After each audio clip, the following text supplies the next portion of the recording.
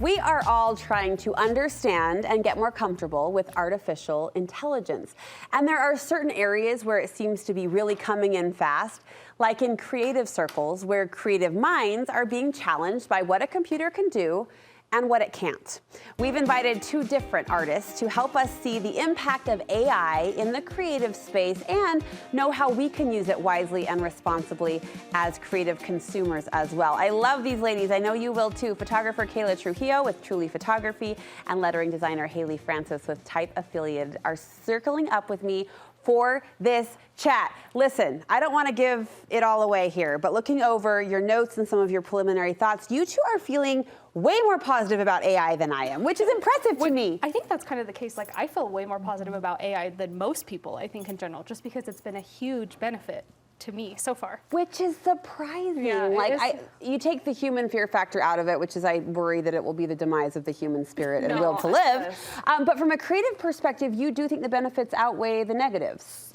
For me, so far, yeah. Like, I've implemented it in a bunch of different ways in my businesses so far, and we can get into that, or I can talk about it right now. But it has made my business faster. It's made me more, like, have better revenue each year. Like, I'm able to take on more sessions. Like, it has been a game changer. Okay, I want to learn more of the how. What's your general pulse on it, Haley? How do you feel? My general pulse on it is that, honestly, I think AI is scary until you use it. And then you realize, oh, actually, this really sucks at being creative, but it's really, really good. Like she said, about taking care of some of that boring logistical stuff that you really hate doing as a business owner. AI is amazing for that. Things like helping you write your emails faster or compile your client data faster and all of that. But it cannot replace the creative side. And honestly, I don't think it ever will. You don't feel threatened by the creative push. That's good. That's relieving to me. Let's go through some specifics. So, Kayla, you noted editing is one area where you say AI can be helpful. How? So my business is structured a little differently, but I think every photographer can implement this. I have other photographers that work under me. So they go out and shoot, and previously they were sending their sessions to me and I was editing them. And the manpower behind that just took so much time.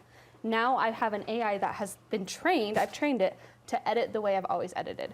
And so now I feed those sessions to the AI. It spits them out in like 5 or 10 minutes. Which would have normally taken you? Oh, like hours and hours. And so that's why it takes 6 to 8 weeks to get your pictures back, or like historically it did. Now I can deliver sessions like 48 hours. So faster, which means more sessions. Correct. How accurate is the edit? It's so good. So I also tried, before AI came out, I was using human editors to help me just because there were so many sessions that my team, editors. I know, like outsourcing to a human, right? Yeah. And it was really expensive per session, and it took 2 weeks, and it wasn't accurate. Like, I was still having to go back and edit stuff, which is fine, but it's just like I knew the way I wanted it, and it wasn't getting it. But AI learned it a lot faster than a human Haley, did. talk to me about this idea of business details. You say from proofreading to like tracking what financials, it's helping you there? Yeah, absolutely. And the other cool thing is the way AI works is it's pulling from lots of databases. So I'll even use AI sometimes for like quoting client projects, right? Instead of me sitting down and doing a bunch of math, I can say, hey, here's the client, here's how much money they're worth, here's what the campaign includes, what should I charge? And it'll tell me.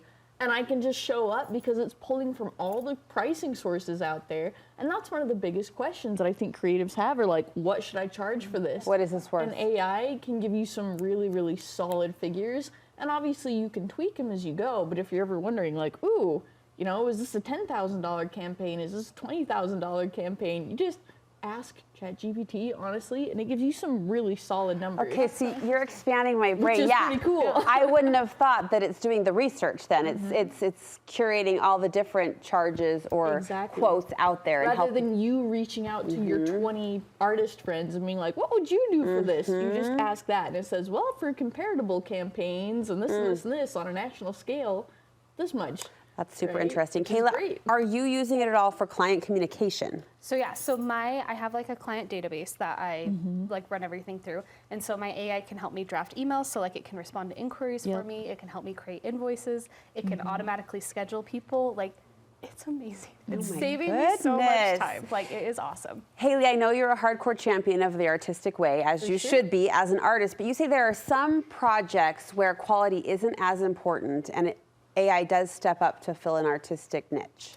Yeah, absolutely. I think if you're like a brand new business, and honestly, you just need like a quick little infographic for social media that people are only going to be seeing on an Instagram story for 24 hours, like that's what AI should be for. It should be for stuff like that. Or like if you've got a church picnic, you know, that isn't really that important and you just need something quick and you don't want to pay a designer a whole bunch of money, that's where AI I think is great. Yeah. Now, if you're a big business and you really want to make an impact, right, that quality, people are going to tell. It matters. It really does matter. But I think if you're just starting out, or like you're a mom and you just need a birthday invitation for your kid, right, that's the kind of stuff where AI is super duper helpful. And that doesn't offend you.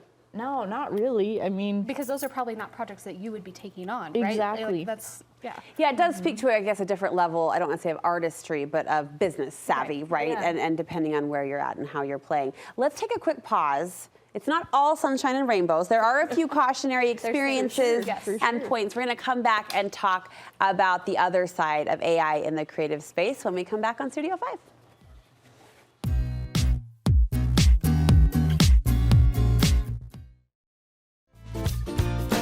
I am back with two creative forces, photographer Kayla Trujillo and lettering artist Haley Francis, talking about the effects of AI in the creative space. We highlighted several benefits that the computer is stepping up to help us with.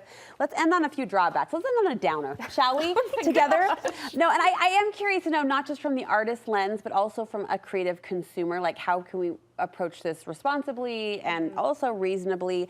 One negative, Kayla, as you say, in the photography circles, it's continuing to perpetuate kind of unrealistic body expectations. Yeah, so I think that this is probably, if I had to pinpoint one concern, this is my biggest concern. And I think of like Instagram filter on steroids, because AI can just create like these unrealistic depictions of like what a mom should look like or what a female should look like. And I already have moms come to my sessions all the time asking me, hey, can you like take a bunch of weight off of me? Or hey, can you like elongate my neck? And my personal like belief is I'm gonna pose you and try and flatter you so that you look your absolute best, but I'm not gonna lie to you. I'm not gonna like take away parts of you that are you. And so I worry about what that's gonna do to our expectations of how we should look and how clients think they should look in a picture. When so much work has been done the last decade to my send gosh. us in a better direction. Do you remember that beauty campaign, the Dove beauty Yes. campaign? Yeah. Okay, Yes. and like when I saw that in high school, my mind was blown because I didn't realize how much photoshopping was happening. And I feel like we kind of were getting somewhere, and then Instagram kind of took away all of that. And so I feel like, I don't know. I remember one time I got a photo back, and well-intended, but I had eyelashes that I didn't have before. Oh my I was gosh. grateful, but I didn't ask for them, and those are the Yes. types of things you can Yes. easily manipulate. Yes. Haley, talk to me about the sameness that you see AI producing. One of the biggest problems with AI art is that it's pulling from a database. And because of that, it's not really good at coming up with new ideas, which means as you start looking at AI art, it all looks the same. It's all got the same feeling to it. And that's a big problem, right? And you can even see it as you scroll through stuff. You can pick out the AI instantly because it all looks the same.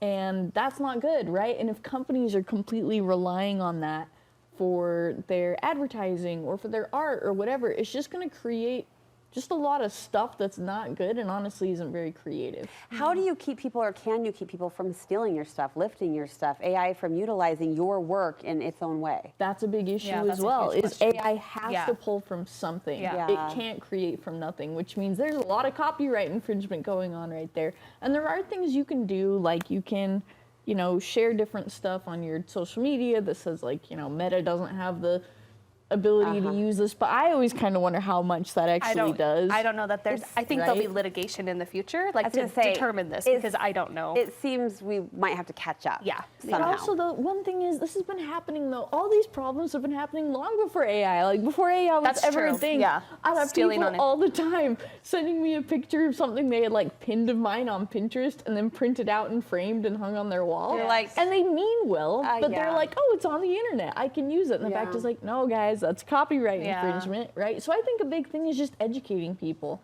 and saying like, hey, here's this great tool, but how can you use it ethically? Because let's be real, people have been stealing art for forever. Yeah, They're that's always true. gonna steal art. Yeah. So the fact is, on your end as a creator, you know, learning how to protect your work, but also educating people and explaining to people, being like, hey, you know that coloring book you bought? You can't just go print 50 pages of that and use it in your class. There's Like, an ethics responsibility at but play, people don't know. So how are you can't blame them if they don't know. So we got to talk about that more. It's just a little tricky. It's like weird. Once you put it online, you're kind of opening yourself up to that. Yeah. You're like vulnerable. Yeah, and I accept that as like I know the risk, but the marketing benefits to me, like by putting something on Pinterest, that's worth the risk to me to have someone stealing it.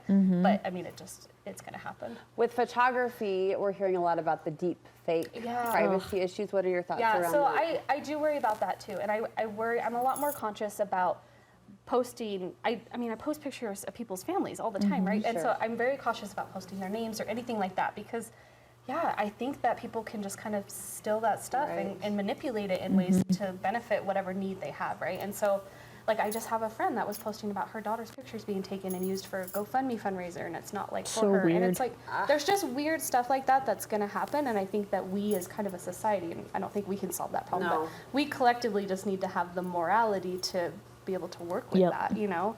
And I don't know. That's a hard question. That's a hard one. Yeah. This is super fascinating to me. It's And so again, I interesting. do appreciate the responsible, but also the positive ways that you guys are But yeah, embracing it's and not all using this. bad. There are not all good bad. things. All It can right, you benefit guys, us so thank you much. so much. Yes. Where can we follow along on your work? So you can just follow me on Instagram, kayla.trulyphotography. Yes, and Instagram at Type Affiliated. I won't print and hang it on my wall, even though I want to. 'Cause all your work is so It's good. tempting, but We love you both, ladies. Thanks Thank for you so leading out much. and leading this conversation today.